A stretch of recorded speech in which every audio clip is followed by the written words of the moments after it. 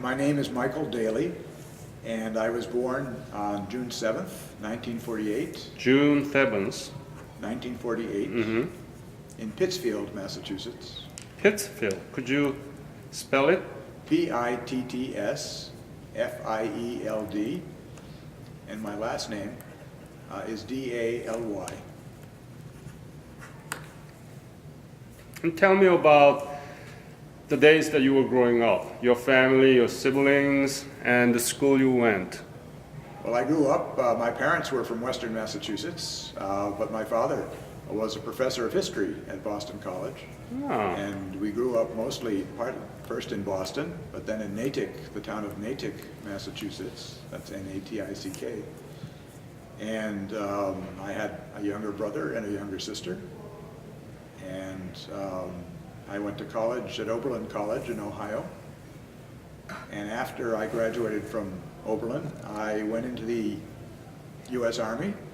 At that time, the Vietnam War was going on. This was 1970. And there was a draft lottery.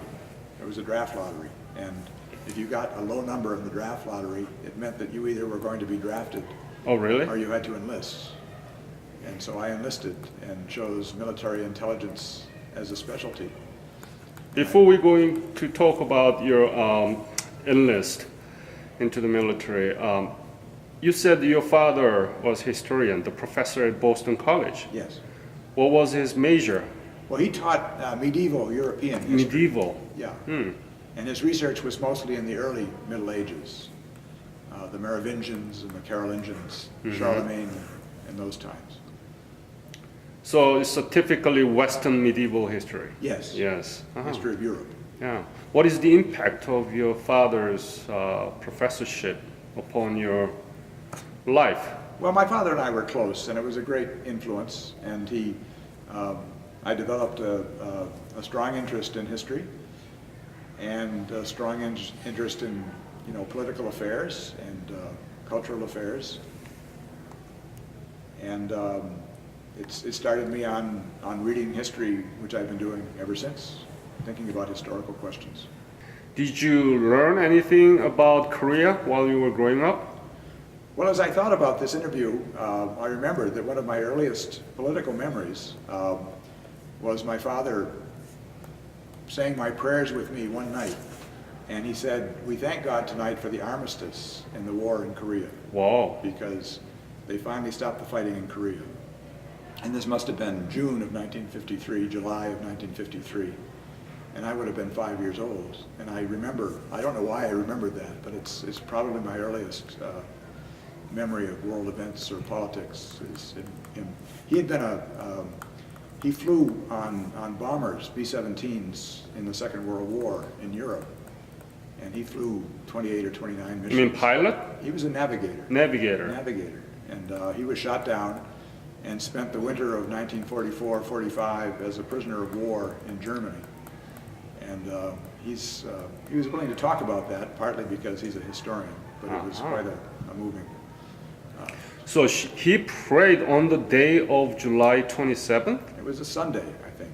July 27th Well, of 1953? I can't say for sure. I remember him doing that, and it seems to me it was a Sunday, but I may be reconstructing some of that. But he was saying that the war in Korea had just ended, is what he said. Wow, that's very special. Yeah. Did you understand what that meant? Well, I guess I knew there was a war and it was over. And Did you know that there was war in Korea? not before that, I don't think. I say that was my first recollection of anything political or that kind was the end of the war. How special that is. I think I mean, think about how many children could have prayer on the day of armistice Yes. of the Korean War. Yes. Wow. Well, I was born in 1948, so I would have been 5 years old. But you never imagined that you're going to be end up in, stationing in Korea No, at the time. No. Yeah. What school did you go through there? In the Army? No, before you enlist the Army, the high school and middle school. Well, I went to public schools in Natick, Massachusetts. They had good public schools. And Natick High School. And I was a musician in those days, and every Saturday I would go into Boston and I would play clarinet in orchestras at Boston University and at the New England Conservatory. I was a clarinet player. Mm. And then I went to So college. you were able to join the university orchestra at the time No, that it you was- were in high school? It was for high school students. It was Okay, preparation. got it, got A it. youth symphony at Boston University, Ah. and the same kind of thing at the conservatory. Mm-hmm, mm-hmm. Wow. So do you remember on what day that you actually enlisted to the army? Well, I enlisted in advance. I was graduating at the end of May in 1970, and I went to enlist, I think, in April, or March or April. Went to South Boston, to the Army base in South Boston, and enlisted and took tests and so forth. And then I remember my father let me off at the MTA, you know, the trolley near Fenway Park, and in June, and I went into South Boston and, you know, got my shots and went into the Army that day. What did you study in the college?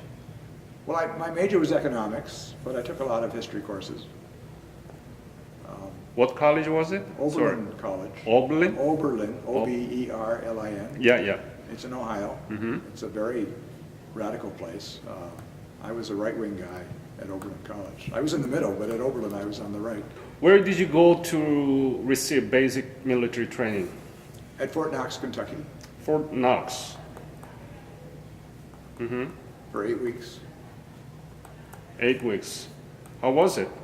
The Vietnam War was going. Right. Expected, you know, most of us to go to Vietnam, but the Vietnam War was winding down at that time. Mm-hmm. I think that Nixon had started to withdraw troops, so we were anticipating, you know, being shot at and so forth. The thing I remember most, I guess, was the bayonet training, where they would have old tires on stands, Mm-hmm. and you would learn the moves, basic moves with a bayonet on your M16, which wasn't a very good platform for a bayonet, but you know, you imagine that you were slicing and dicing human bodies instead of old car tires, and that was something to reflect. What did your father say about your enlist and possibility that you might end up in Vietnam? Well, he thought, as I did, that the war in Vietnam was a war that needed to be fought. He was not against the war. Uh-huh. He understood, I think, that there were occasions when a country needed to fight in certain situations. Mm-hmm. And I think he was proud that I was going, taking my chances, Good. as well as being concerned, you know, as any parent would be about where he's going and whether he's coming back. So how this boot camp treat you? Well, boot camp was fine. You know, one thing I learned there, it's kind of, you know, they call it the Stockholm Syndrome. It happened in Korea with prisoners in the North, that after a while they started to identify with their captors. And the same thing happens, I think, in basic training, where the first few weeks the drill sergeants are very, you know, seem terrible and so forth. But after a few weeks, living together, you start to understand each other, and maybe, you know, you get to identify with them. It's not so bad. Hmm. What was your specialty? I went to the military intelligence Uh-huh. school, which was then a 16-week course at Fort Holabird in Baltimore, Maryland. 16 weeks. Yes, Baltimore? in Baltimore. What did you learn? Well, you learned sales techniques, What? how to be a salesman, Salesman. and identification. It was collection.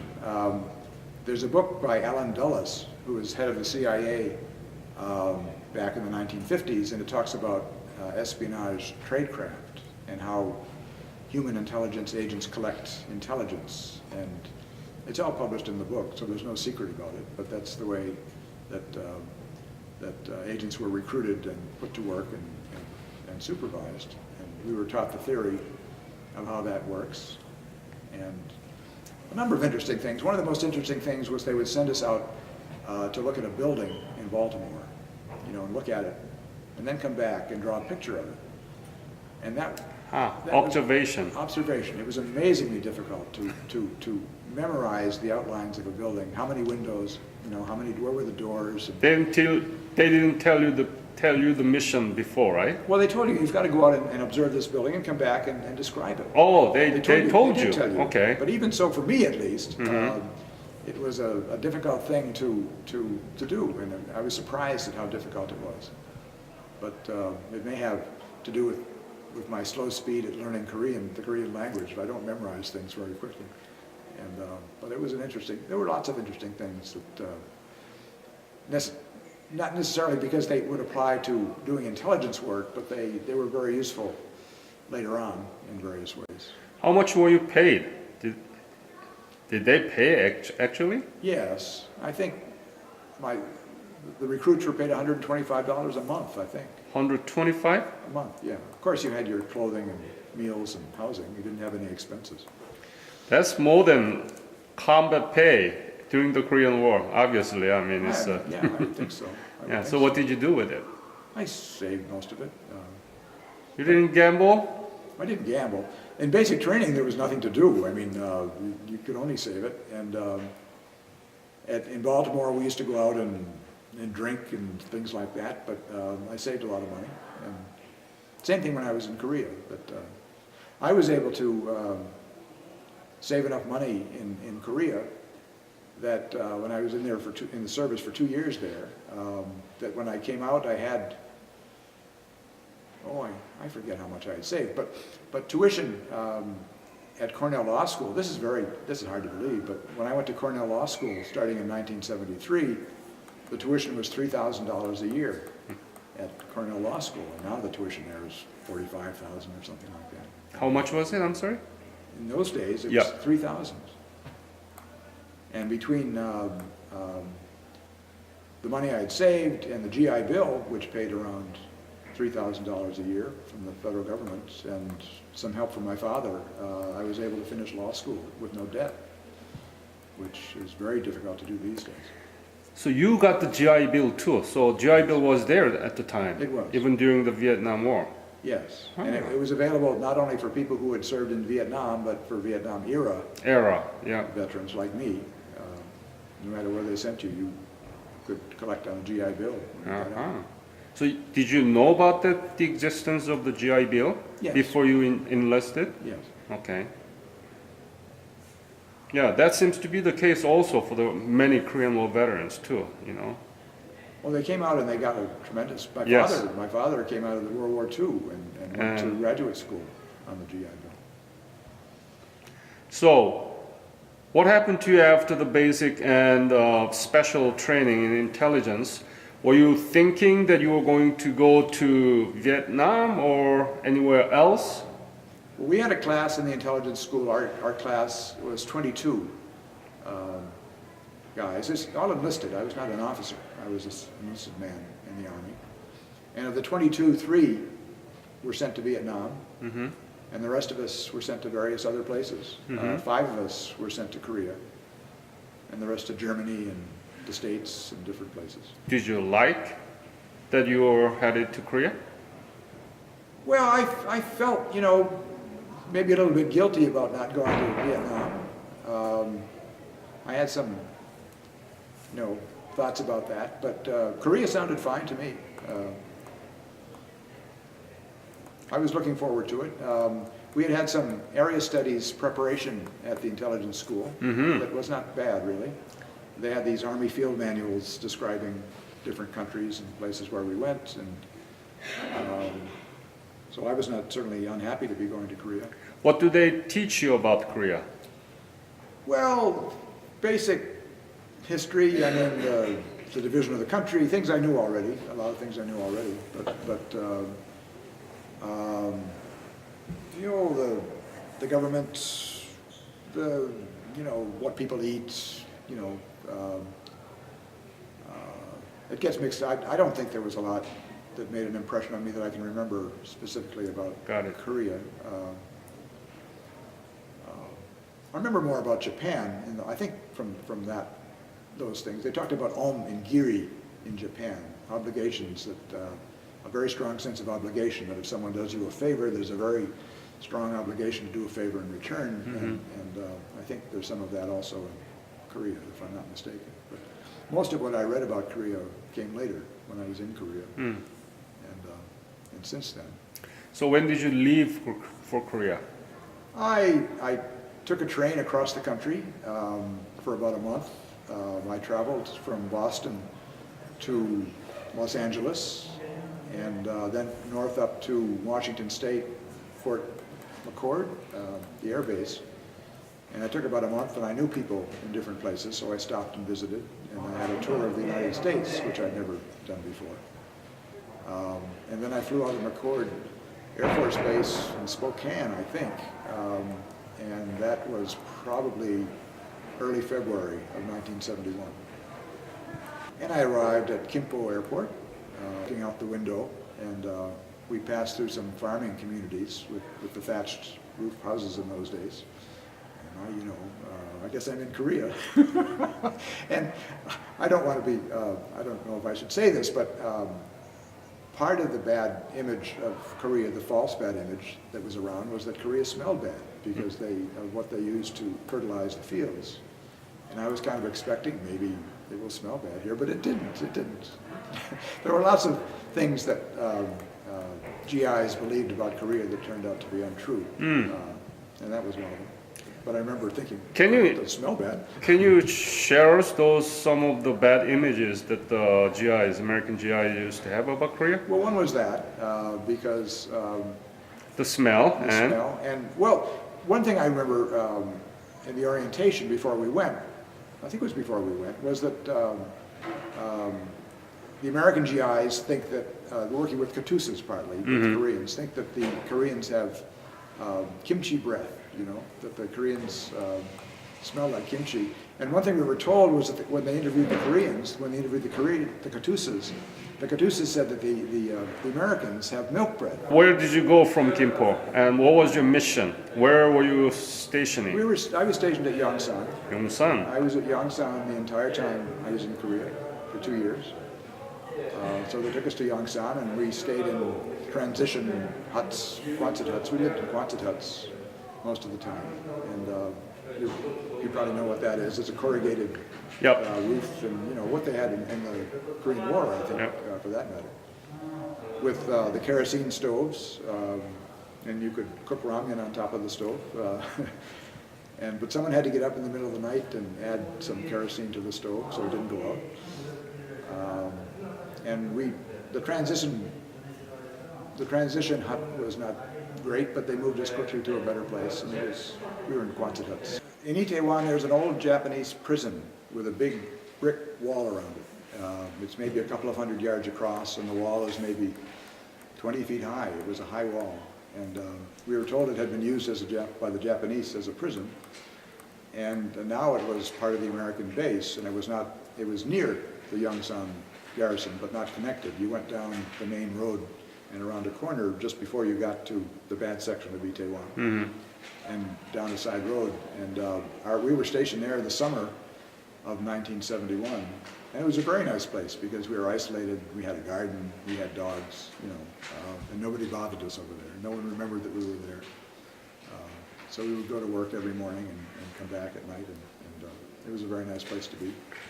What was your main duties? I mean, what did you do? There wasn't much going on. I mean, you are the intelligence soldier there, right? We were a collection company, and I suppose we were supposed to be ready in case the North Koreans came down. I don't think we probably were ready, but honestly, I think 10 or 20 years before that, they had been running missions, rubber boats into North Korea, and then they would never see the guys again. I don't think it was successful, and they weren't doing anything along those lines when I was there. I was bored. Well, I wasn't bored, but there wasn't any real work to do. We shuffled paper. So you were actually preparing against this sudden, unexpected North Korean attack, or some kind of operations? I wouldn't say we were preparing. I think the reason we were originally stationed there was for that reason. We were the collection unit for the 8th Army, the basic collection unit for the 8th Army at that level, and that would have been our job if there had been an invasion. But I'm not sure, we were not prepared, and I'm not sure we were preparing either. think it would have been a disaster if there had been an invasion. Were there any Korean working with you? No, not really. No, I don't think I met even any Katusas when I was there. I knew who they were and would see them, but never met one. You didn't see the total destruction caused by the Korean War, but you were there in 1970s. How was Korea at the time? The Seoul city, and have you been been to any other provinces or the country Oh, yes. here? And how was it, the Seoul, and how the Korean people were reconstructing? Tell me about those days. Well, I expected to see reconstruction and devastation, but I didn't see it. It surprised me how much. You could not tell there had been a war in Seoul Really? in 1971 that I could see. Things were rebuilt or built, and people were prospering. It was fairly clear to me that the economy was improving, and something I've read more recently indicates to me that there were several things helping the Korean economy to grow in the late 60s and early 70s, one of them being contracting for the Vietnam War. Yeah. That because of the support that Korea had given to Lyndon Johnson and the Americans in the war, sending troops and everything else, the Americans were directing a lot of investment money and construction contracts to Korean companies, and it was helping Korea prosper. And what I've been reading is that the Chaebols in their younger days were very energetic and were building an economy very rapidly. And the Koreans I knew, many of them were very entrepreneurial. I had a friend there who he was dabbling in a construction in a communications import-export business, and then he was starting a business where he was doing translating for Koreans working abroad, and he had these little projects, and I knew a couple of people that seemed to be very much directed toward starting a small business, doing that kind of thing. You don't have any relationship with other Korean military or the soldiers? No, No. with a lot of civilians. I at once got involved with some teaching, some volunteer teaching with small groups of Korean students. There were two groups that I worked with as a teacher from almost the first or second week I was there. Guys who had been there earlier than me had these connections, and they said, come along, and so I went. And these groups would go on weekend hiking trips, and they would take us out to restaurants, and we would go see this and go see that. And I took a whole series of trips. There's a mountain place southwest of Seoul one weekend, and we went to Busan one weekend, and then I took some trips on my own. I took a 5-day trip to Soraksan and Yosu and Gangneung. There's a Gangneung, I think. And I took a trip also to Busan by myself, and then took a hydrofoil boat over to Yosu and walked around Namhae-do and talked to a lot of people that I met.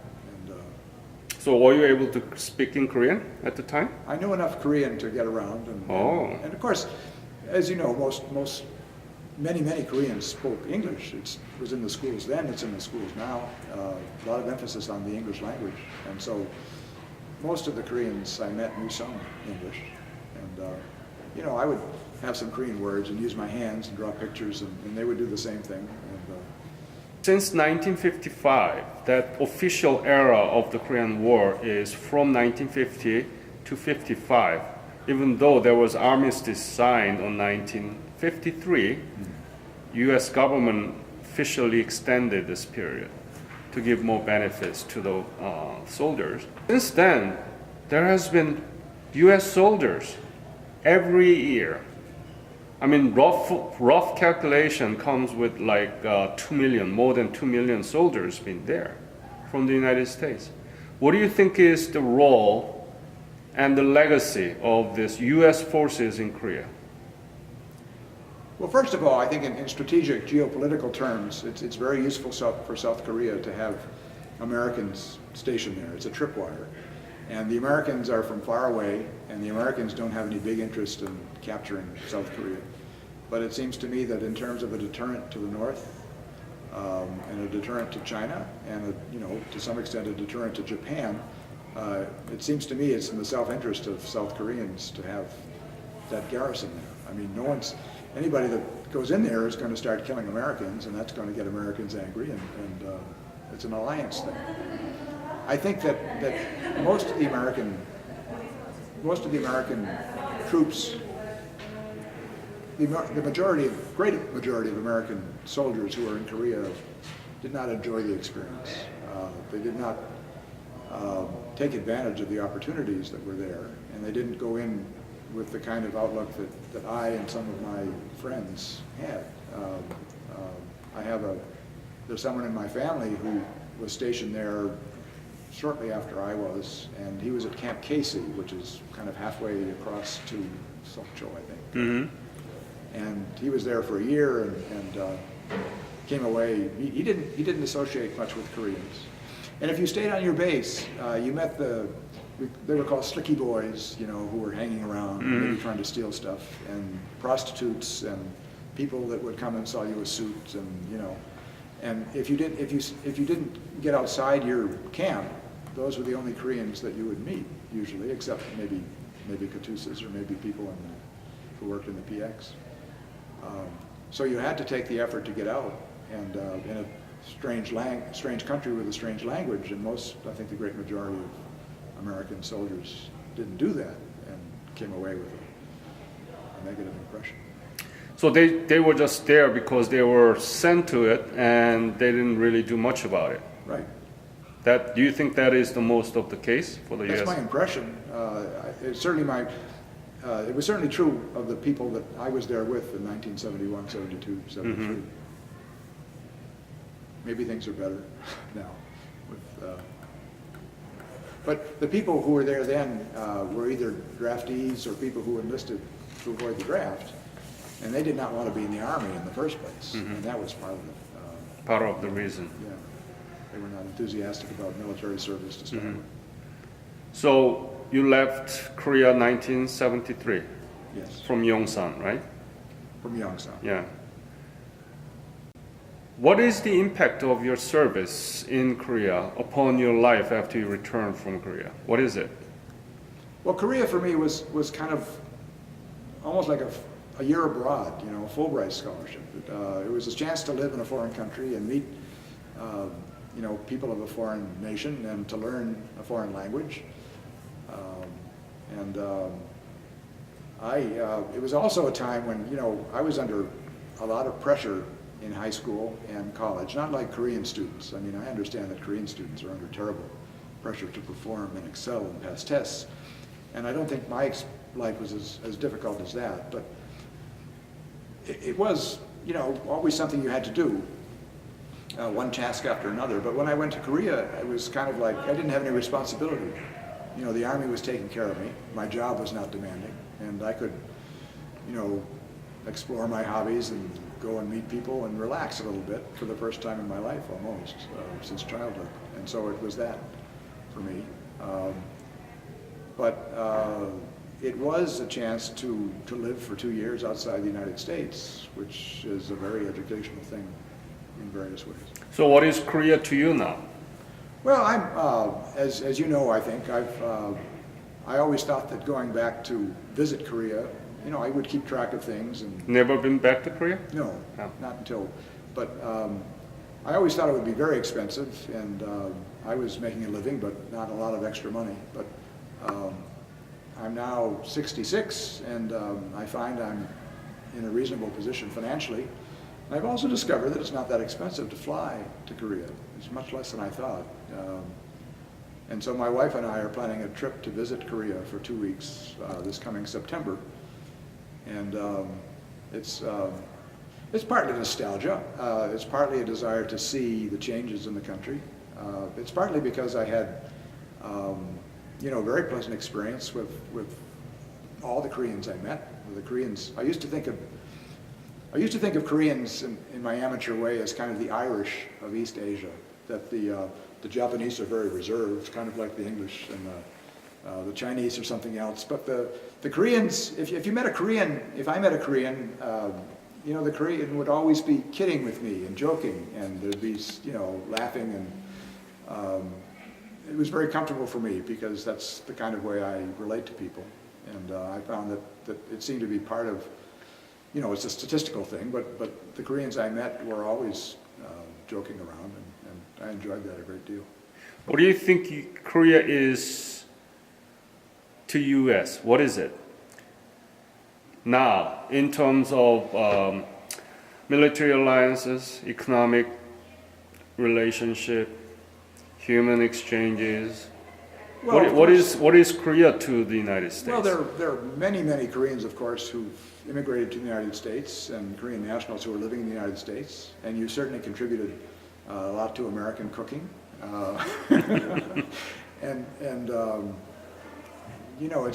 Koreans in America, I think, have been a very dynamic force in terms of Korea. The United States needs to be renewed by immigration. I mean, I see it in my own kids sometimes that, you get to be kind of status quo and not too ambitious and things like that. And for immigrants to come in who are hungry to succeed, and I think Koreans have met this description, is very good for the United States.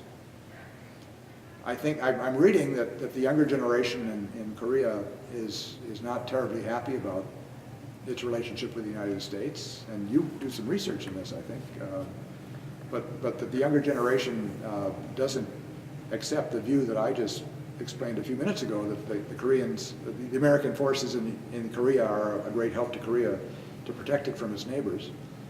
But when you think about it, Korea has been, I've been reading about the relationship with China for 2,000 years, which through most of that time appears to have been fairly benign. I mean, the Chinese wanted gifts and, politeness, but they didn't really put the screws to the Koreans most of the time. Sometimes they were invading, but for the Koreans to remain independent of the North and to remain independent of China and to remain independent of Japan, they're in a very difficult geographical location, very difficult numerical location.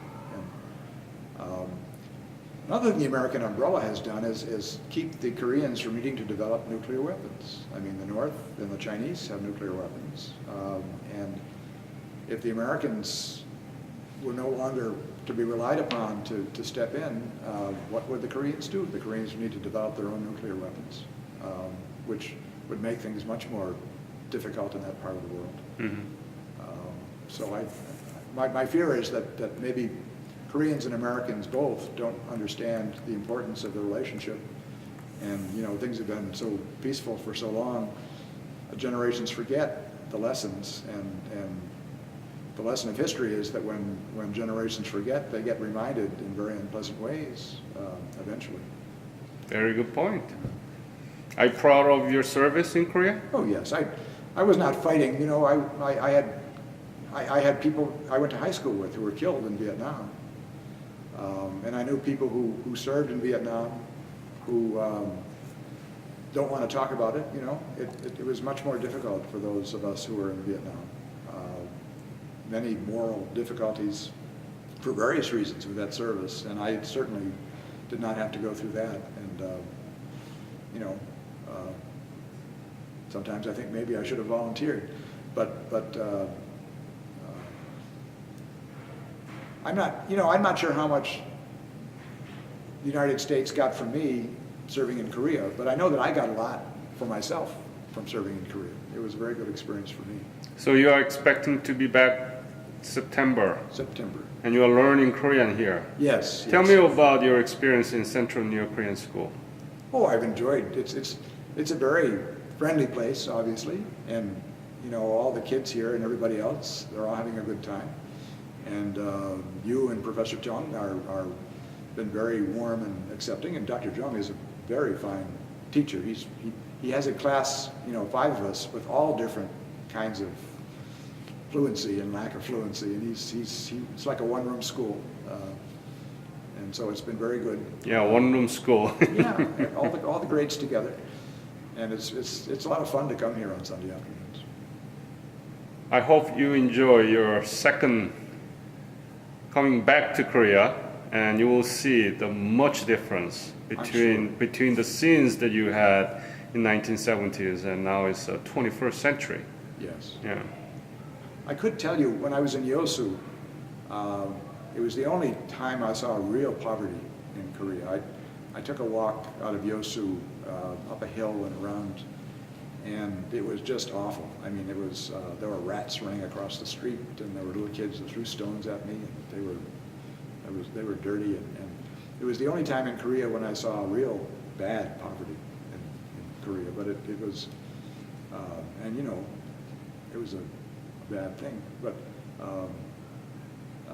my general impression was that, at least in the city of Seoul, what I saw, that there was not too much of that at the time I was there. Yeah, now Korea is 12, 13, 11th largest economy in the Yes. world. And the average, or the median family income is like $30,000 US, Yeah. something like that. And the Koreans leading automobiles, semiconductors, cellular phones, all this. Yes, yes. It's been enormous, enormous economic miracle, really, and the political. I mean, what happened in 1987 is just a political miracle. I mean, Tell me about it. What do you think about that? What happened in 1987? My knowledge of the facts is not really good, but when Park Chung-hee was shot, there was a brief period of democracy or elections, and then somebody else came in who put the screws to them, and a little bit of change. But then it was the students, I think, down in Jeollanam-do who were the big actors. Gwangju. In 1987, and then things turned around. They sent troops in, but then the troops came back. But you know, that's happened in a lot of countries. It's happened in Egypt and so forth right. in the last few years. Yeah. And you come right back, and they can't put together a real functioning, sustaining democracy. But Korea did that, and you know, it's now been what, almost 25, 26 years, and they have an election, and one guy goes out, another guy comes in. You know, it's functioning, and it's amazing. It's amazing. I want to tell you about the ladies who took care of us. We had this Japanese expression called the mama-san. She did that, made the beds and did the laundry.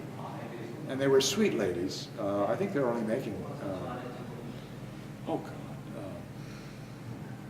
a month. I don't know. But they were the nicest ladies, and they took very good care of us. And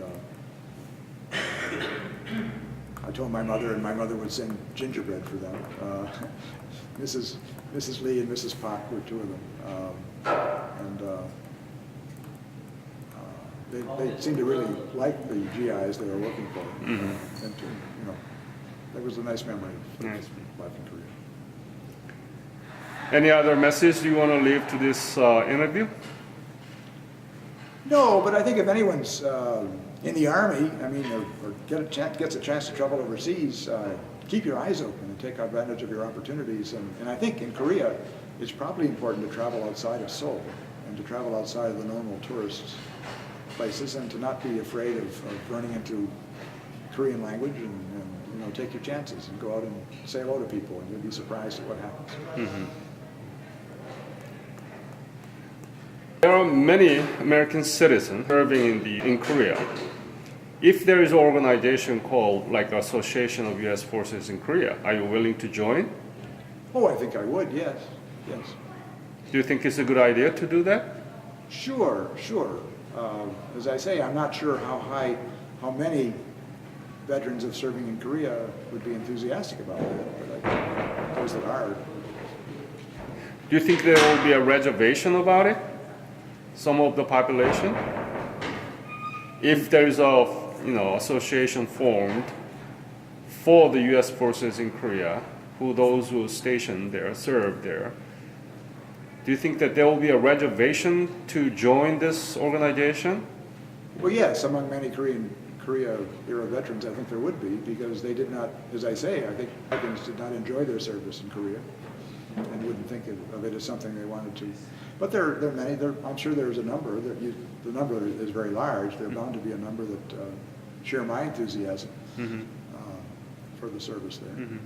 As you know, you have two groups. You have the ones who were there and fought during the war, and you have the many of us who were there for many years afterwards. And as I say, I think the great majority, 90–95% of American troops after the war stayed on their bases, on their American bases, and were glad to leave.